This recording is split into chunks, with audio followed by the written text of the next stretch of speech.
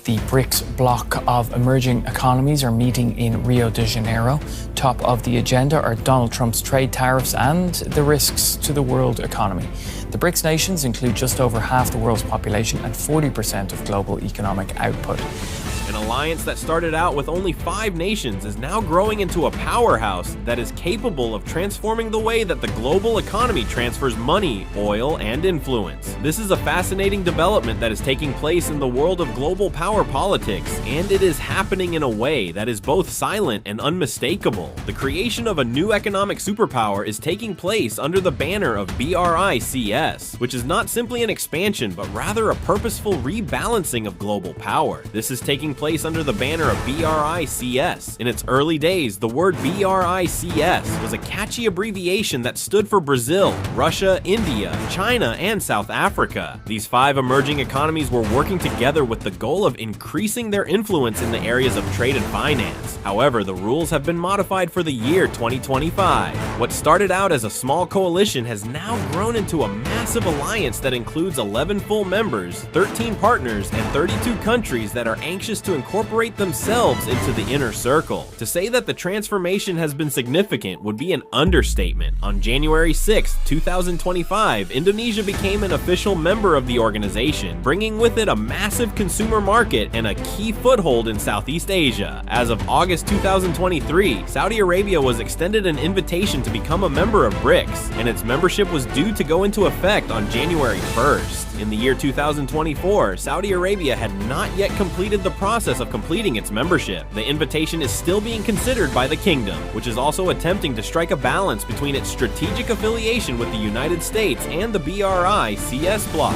Egypt, Ethiopia, Iran, and the United Arab Emirates became members of the bloc at the beginning of the year 2024. Each of these countries brought strategic importance to the group, ranging from access to vital shipping routes to unexplored natural riches. The expanded BRICS bloc currently accounts for more than 45% of global GDP and more than 50% of the world's population, as indicated by recent data from the 17th BRICS Summit. This indicates that the bloc has a strong position in the global economy. If the 11 members who are now on the waiting list convey a story of strategic growth, then the list of applicants offers an even more significant story about the worldwide aspirations of the organization. From among the 32 countries that have expressed interest, a total of 23 applications have already been submitted formally. Uzbekistan, Bahrain, Malaysia, Turkey, Vietnam, Belarus, Sri Lanka, Mexico, Kuwait, Thailand, and Uzbekistan are among the most active applicants for oil-wealthy countries. The lineup reads like a roll call of strategically vital actors. As for Bahrain and Kuwait, joining BRICS means securing new markets for their energy exports, while also benefiting from the bloc's push to reduce reliance on the US dollar in global trade. Mexico, on the other hand, brings something different to the table, which is a potential gateway to Latin American markets that would greatly expand the geographic influence of BRICS. It is easy to see why Belarus is appealing to the alliance, since it provides a route into Eastern Europe, which opens up a strategic territory that was previously out of reach for the alliance.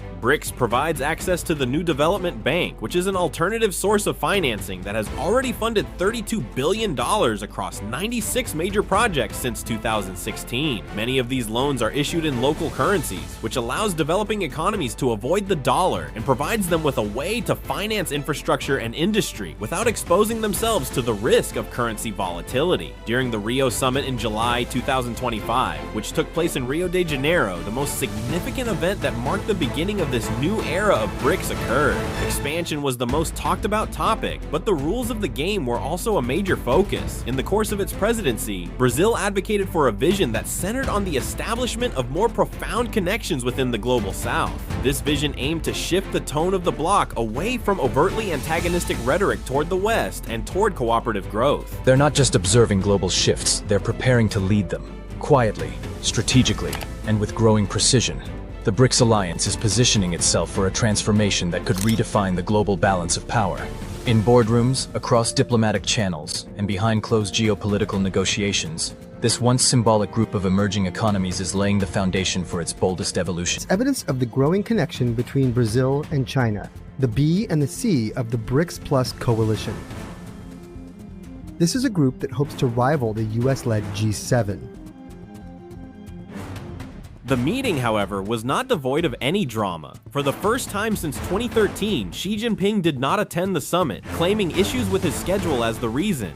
Vladimir Putin, who is currently facing an active warrant from the International Criminal Court, addressed the conference through a video link rather than coming in person. It was important to consider the optics. The negotiations that were taking place behind the scenes continued despite the absence of two of the most influential figures in the bloc present on stage. A significant strain continued to exist.